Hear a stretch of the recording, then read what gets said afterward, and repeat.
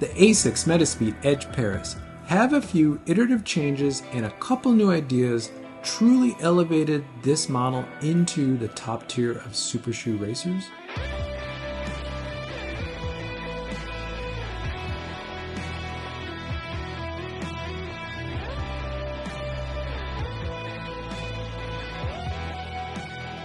Back in 2021, Asics introduced the world to the first Metaspeed generation.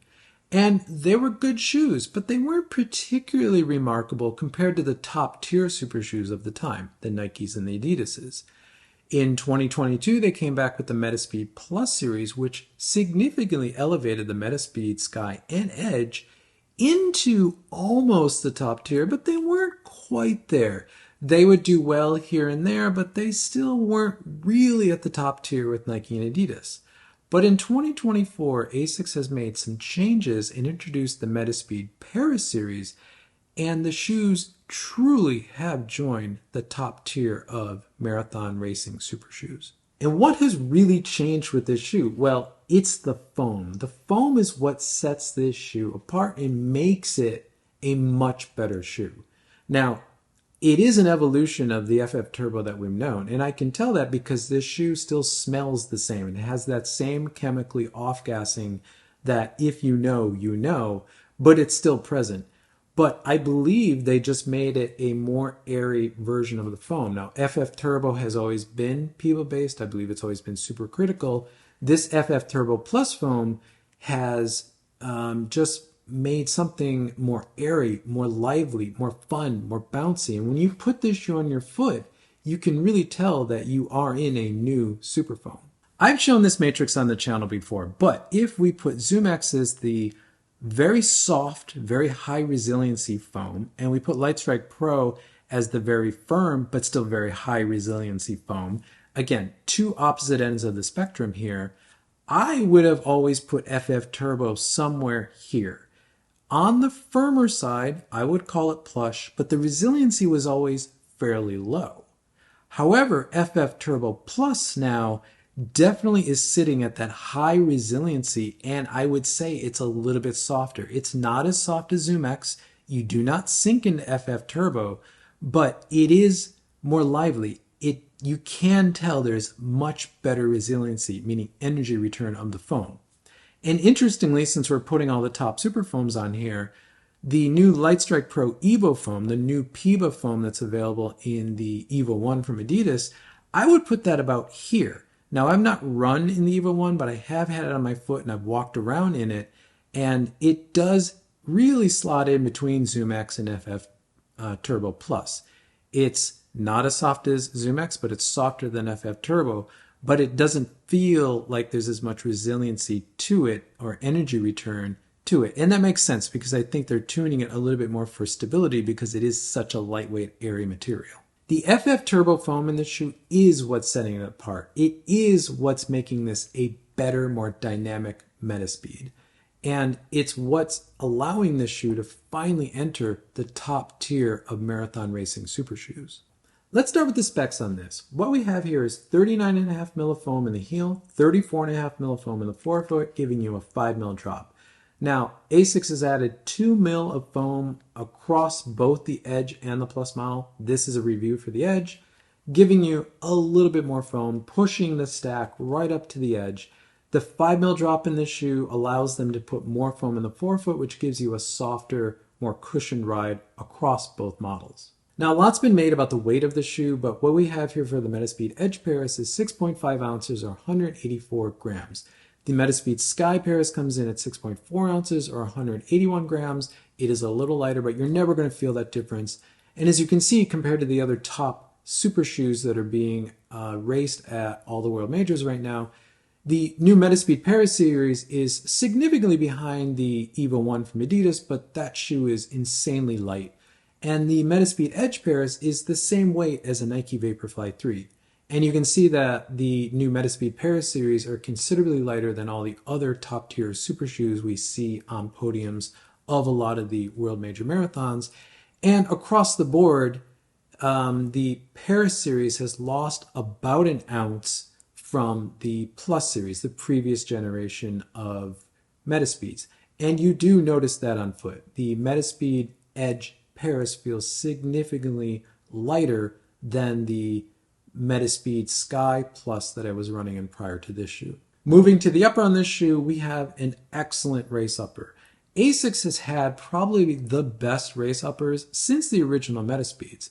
The changes in the Paris series over the Plus series is that you can see the same banding in both these shoes in the upper, but what was between the banding in the Plus series was more of a film, whereas what's between the banding in the Paris series is more of a mesh. It's more of an open, clear mesh. So I believe the Motion Wrap upper 2.0 upper is lighter weight, and it definitely feels that way. But on foot, the way it wraps around the foot, it's nearly identical in feel to what you would experience in the Plus series.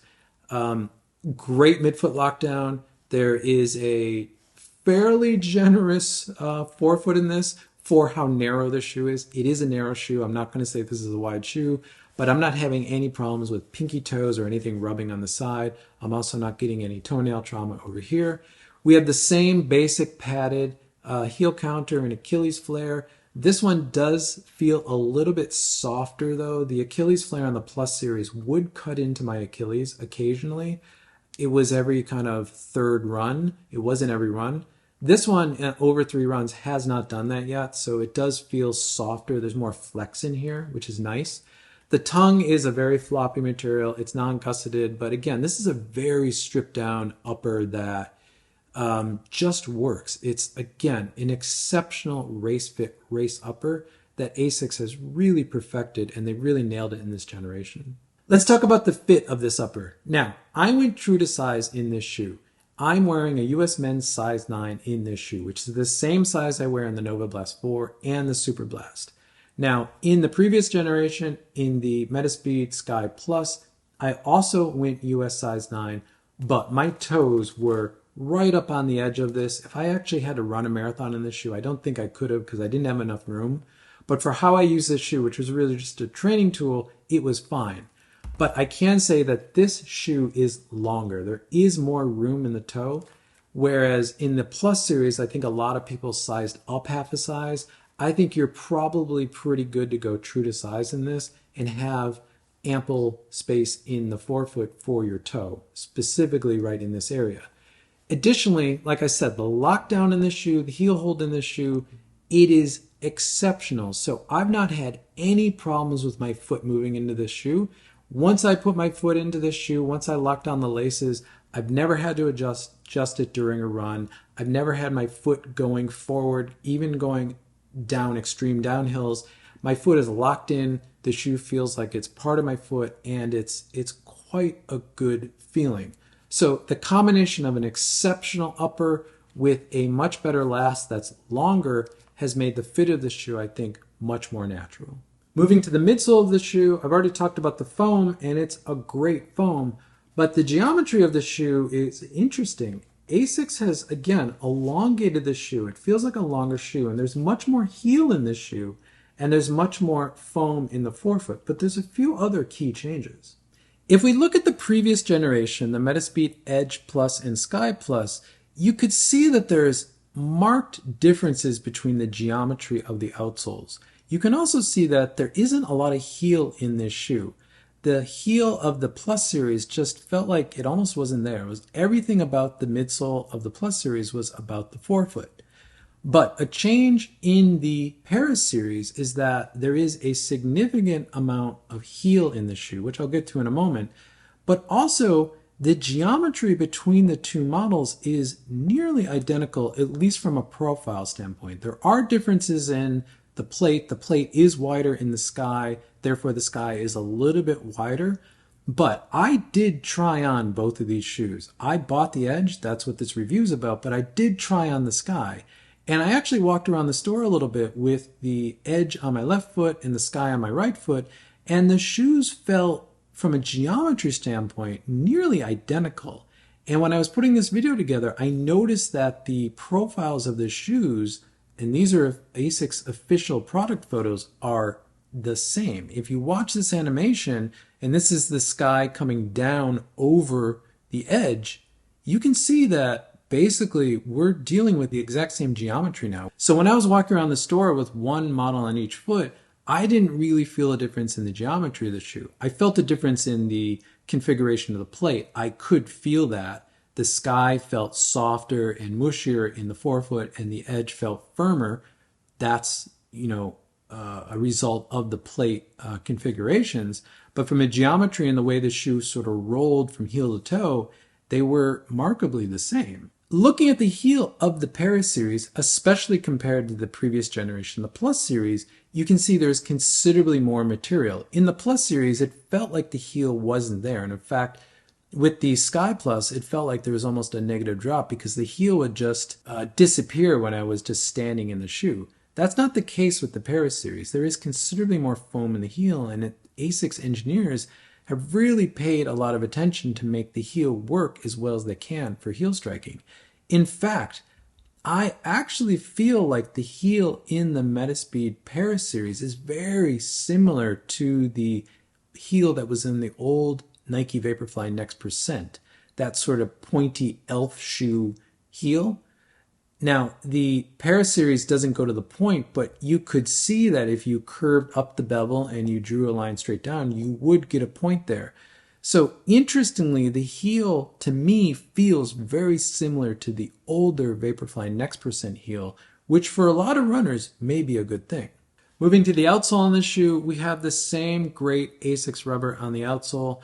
In fact, it's very similar to what you'd find on the previous generation, the Plus series. The real difference here is that the resolution, if you will, of the details on the outsole is higher on this shoe, meaning you can see there's a bunch of little lines on this shoe and you can see the ovals in the forefoot of the rubber. If you look on this shoe, all the little lines and the hatching in the rubber and the exposed foam and the holes in the forefoot, they're just smaller. Everything's finer detail on this shoe. Otherwise, the grip on this shoe is outstanding. My first run in this shoe was in a wet, dry condition. It had rained the night before, and by the time I was running, it had some dry spots. So I was moving from wet asphalt to dry concrete or dry asphalt to wet concrete, which is the worst one, and I was having no problems with grip. The Asics rubber on the Metaspeeds has always been outstanding, and I don't think this one's any different. I will say the other change that I noticed from the Plus generation is that the amount of rubber seems much thinner. It seems about half of what was actually on this shoe, which I think adds to some of the better feel in this shoe. So that may limit some of the durability in this shoe, but I think it's giving the shoe a much better feel, and I think it makes it feel more natural when you're running in it, which is what I'd want in a race shoe or super shoe like this shoe. Now, with all of that out of the way, let's talk about the ride of the shoe, and that really is what we're all here for. Now, I really feel like Asics has entered the top tier of super shoes. They may be at the top of the present moment, early in 2024. This shoe is markedly different to run in. Now, the edge is the Vaporfly-like. It's got the low plate. If you want to know the difference between high plate, low plate, watch my previous video. There'll be a card on the screen, link in the description. I go into all the detail about how to choose the right Metaspeed for you. But this is the low plate configuration, which means the plate swoops down right to the ground and then comes up in the toe spring, very Vaporfly-esque. And I'm going to say that while this isn't a Vaporfly, it is the most similar to a Vaporfly of any shoe I've ever run in. The FFTurbo Plus foam in this shoe is not as soft as Zoom X. You do not sink into this shoe like you do Zoom X. When you're running in this shoe, you do feel like you're on the foam as opposed to in the foam like you get in Zoom X. Though it doesn't feel as rigid or as much of a platform as, say, Lightstrike Pro can feel from Adidas, it's somewhere in the middle.